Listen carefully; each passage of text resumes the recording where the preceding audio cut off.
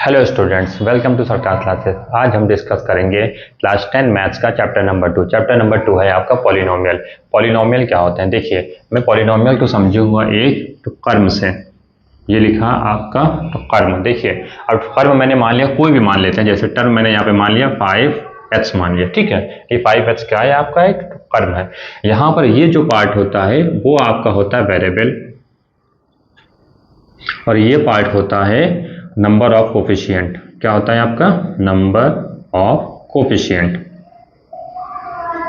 देखिए, number of the coefficient क्या होता है? जो भी आपके वेरिएबल के जस्ट पहले नंबर होता है वही आपका उस वेरिएबल का कोफिशिएंट होता है, ठीक है। यही आपका क्या होता है? पॉलिनोमियल होता है। 5x जो है यहाँ पर वो पॉलिनोमियल है। पॉलिनोमियल यही होता है आपका पॉलिनोमियल। जैसे मान लेते हैं यहाँ पे 5x हो गया, 2x हो गया, 3x हो गया, 4x हो गया, ये सब क्या है? आपके पॉलिनोमियल है, ठीक है। अब देखिए, इसके बाद हम पढ़ेंगे कि on the basis of term polynomial are 3 types. Okay, देखिए, जो आपका ये दिया हुआ कर्म, इसके बेसिस पे जो पॉलिनोमियल्स होते हैं वो आपके 3 टाइप्स के होते हैं। उसमें सबसे पहला जो आपका होता है वो होता है आपका monomial.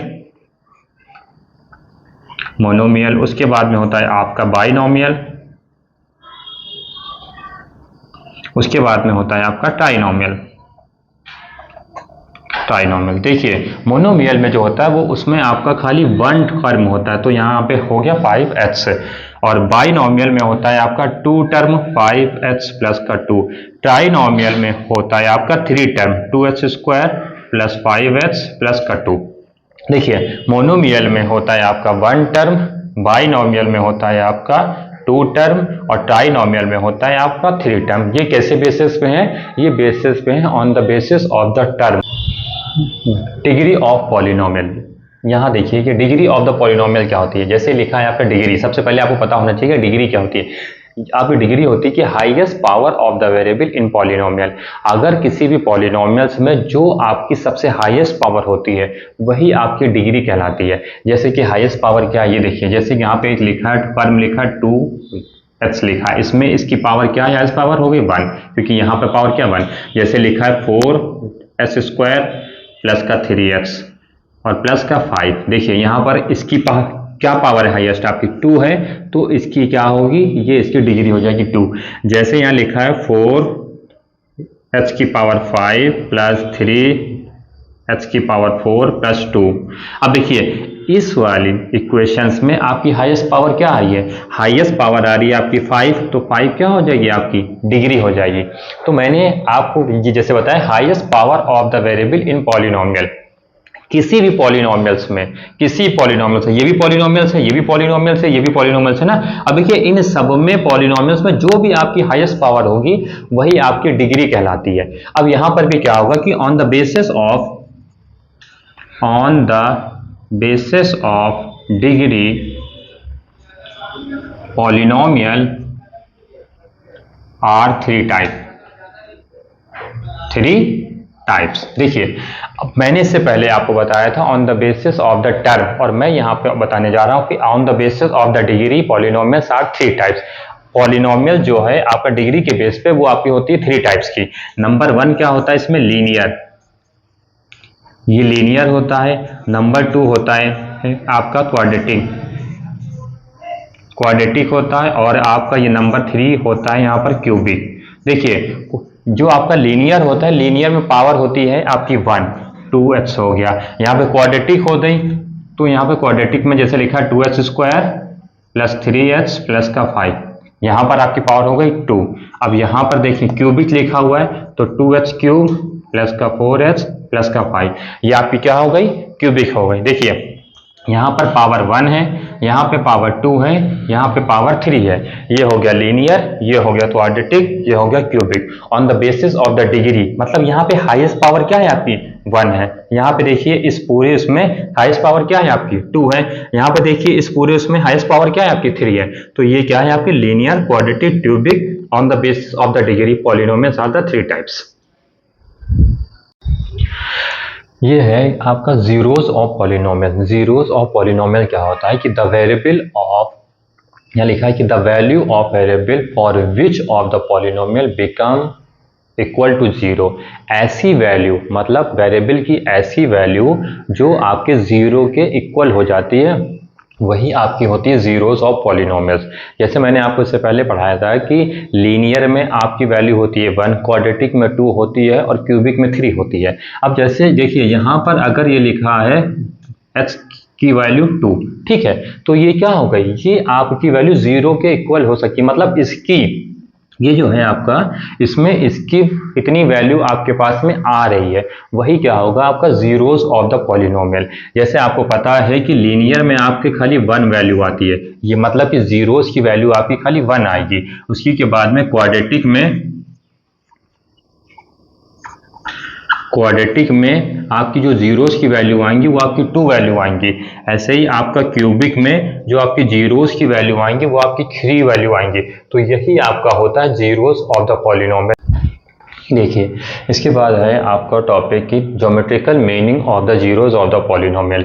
Number of the zeros, आपको इस कार्टेशियन प्लेन पे नंबर ऑफ द जीरोस बताने हैं। कि आपको अगर मान लेते हैं यहाँ से हम कोई भी लाइन बना दें और वो लाइन आपके इस लाइन पर, इस लाइन का मतलब क्या है कि आपका एक्स एक्सिस पर कितने बार कहाँ कहाँ पर कट हो रही है या फिर क्या बोलते हैं टच हो रही है, तो उसी को क्या बोलेंगे, नंबर ऑफ द जीरोस बोला जाएगा। जैसे ये लाइन मान लेते हैं, ये लाइन यूं बनी हुई है, ठीक है, ये लाइन ऐसे बनी है। देखिए इस लाइन ने सिर्फ वाई एक्सिस पर ही ये क्या किया, टच किया है, लेकिन इस पे बिल्कुल भी टच नहीं किया ना, तो यहाँ पर इसका नंबर क्या आ जाएगा, अगर हम यहाँ पे निकालें पी एच की वैल्यू क्या आ जाएगी, ये जीरो हो जाएगी। ओके, ये फर्स्ट पॉइंट हो गया। अभी हम मान लेते हैं इसको थोड़ा सा मैं करूंगा इरेज। देखिए अगर मान लेते हैं कोई लाइन न्यू गई है, ये लाइन है ना, ये लाइन आपकी गई, देखिए ये लाइन आपका इस वाले एक्सिस पर, देखिए ये यहाँ पर हुई कट, क्या बोलते 1 बार 2 बार और ये 3 बार हुई ना, कट हो गई। जब ये 3 बार ये कट हुई तो यहाँ पर पी एच की वैल्यू क्या आ गई आपकी, 3 आ गई। ओके, अब ऐसे मैं यहाँ पर नीचे बना लेता हूँ, ये हो गया आपका एक्स, एक्स डैश वाई और वाई डैश। अब देखिए एक वैल्यू ऐसे आई, ये टच हुई, ये टच हुई और फिर ये चली गई ऐसे, और यहाँ पर भी ये क्या हो रही है, ये आपकी टच हो रही है, ठीक है। अब अगर यहाँ पे आपसे वैल्यू पूछा जाए तो क्या वैल्यू आएगी इसकी, देखिए ये आपका यहाँ पर ये हो रहा है टच 1 2 3 एंड 4, तो यहाँ से पी एच की वैल्यू क्या, पी एच की वैल्यू जो मेरे पास मिलेगी वो 4 मिल जाएगी। बहुत ही ज़्यादा ये इजी होता है, बस खाली आपको ये पता होना चाहिए कोई भी लाइन आपकी है वो हाउ मेनी टाइम्स, मतलब कितनी बार इस एक्सिस पर टच कर रही है, वही आपका आंसर हो जाता है। जैसे मैं यहाँ पर फिर से बना देता हूँ, एक बार ये हो गया आपका एक्स, ये हो गया आपका एक्स डैश, ये वाई हो गया, ये वाई डैश हो गया। देखिए ये लाइन आपकी जा रही है ऐसे बस। ओके, देखिए यहाँ पर ऐसे जा रही, तो यहाँ पर ये हो रही क्या बोलते हैं 1 बार और यहाँ पर ये 2 बार, तो यहाँ पर आपकी पी एच की वैल्यू क्या आ जाएगी। ये देखिए relationship between the zeros and coefficient of the polynomial, ये सबसे इंपॉर्टेंट टॉपिक है आपका। क्वाड्रेटिक पॉलिनोमियल जो होती है आपकी, जो बेसिक होती है वो होता है आपका A H square plus B H plus C, ये आपकी है क्वाड्रेटिक इक्वेशन। इसमें आपको क्या फाइंड करना होता है, इसमें आपको फाइंड करना होता है इसके फैक्टर, और इससे जो फैक्टर आते हैं उसकी वैल्यू को हमें इसमें पुट करना होता है। वहां से आपको मिलता है सम ऑफ जीरोस और प्रोडक्ट ऑफ जीरोस। ये देखिए यहाँ पर लिखा हुआ सम ऑफ जीरोस को हम मान लेते हैं कि अल्फा प्लस बीटा की वैल्यू होगी माइनस बी अपॉन ए। माइनस बी अपॉन ए जो है वो आपका यहाँ से मिलेगा, देखिए ये आपका बी लिखा है और ये लिखा है आपका ए लिखा है, तो ये क्या होगा बी अपॉन ए, ठीक है। अगर आप इसको ये यहाँ पर ये हो गया बी अपॉन ए, और यहाँ पे लिखा है प्रोडक्ट ऑफ द जीरोस, ये क्या होता है आपका अल्फा इंटू बीटा, ये क्या है आपका सी अपॉन ए। ये सी क्या हो गया आपका, सी होता है आपका क्या बोलते हैं कांस्टेंट टर्म होता है, और ये हो गया आपका ए, तो ये हो गया आपका सी अपॉन ए। देखिए इसको हम अब समझेंगे एक एग्जाम्पल से। देखिए क्या है आपका एग्जाम्पल, ये लिखा है कि H square plus 7h plus का 10। सबसे पहले इसको सॉल्व करने के लिए ये क्या करिए, आपकी है क्वाड्रेटिक इक्वेशन, इसके हमें निकालना है फैक्टर। देखिए सबसे पहले इस नंबर को इससे मल्टीप्लाई होता है, यहाँ पर जो भी नंबर होता है उससे मल्टीप्लाई किया जाता है। यहाँ पर है आपका 1, तो अगर 10 को 1 से मल्टीप्लाई करेंगे तो आपके पास में क्या बचेगा, बचेगा खाली 10। इसका हम निकाल लेंगे फैक्टर, ये डिवाइड होगा 2 से, 2 5 जा 10 और फिर 5 5 जा 5 आ गया। ओके, देखिए इसके जो फैक्टर बने हैं वो आपके क्या बने, 2 और साथ में 5 बने हैं। देखिए यहां पर आपको ये देखना है कि ये जो 7 है, आपको इस फैक्टर से मतलब इन दोनों नंबर से आपको ये निकालना है कि इसको मल्टीप्लाई होने पर आना चाहिए 10 और प्लस होने पर 7 आना चाहिए। देखिए इस फैक्टर से क्या ये चीज बन रहा है, देखिए 2 प्लस 5 ये क्या बन जाएगा, आपका 7 बन जाएगा ना, और 2 इंटू 5 आपका क्या बन जाएगा, ये बन जाएगा 10। देखिए सेम नंबर है आपका, 2 प्लस 5 से हमने 7 बना दिया, प्लस हो रहा है, और 2 मल्टीप्लाई बाई 5 से क्या बन जाएगा, 10 हो जाएगा। तो यही आपके क्या बन जाएंगे, आपके फैक्टर बन जाएंगे। तो यहां पर होगा आपका एच स्क्वायर प्लस ब्रैकेट में 2 प्लस 5 लिखा और यहाँ लिखा एच और प्लस का लिखा 10। देखिए अब ये क्या हो जाएगा आपका एच स्क्वायर, इसका इसमें मल्टीप्लाई हो जाएगा 2h प्लस का 5h प्लस का हो जाएगा यहाँ पे आपका 10।